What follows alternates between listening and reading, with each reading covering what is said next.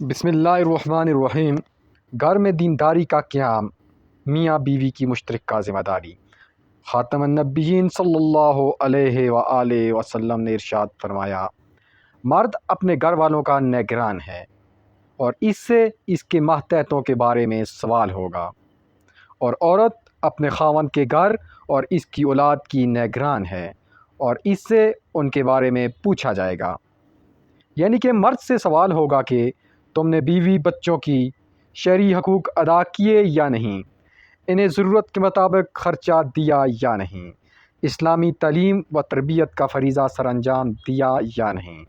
اسی طرح عورت سے سوال ہوگا کہ تم نے خاوند کی خدمت کی یا نہیں، خاوند کے مال اور اولاد کے ساتھ خیر خواہی کا معاملہ کیا یا نہیں، بچوں کی عمدہ پرورش اور تربیت کی ذمہ داری بھی تمہاری تھی، تم نے اسے سر انجام دیا یا نہیں۔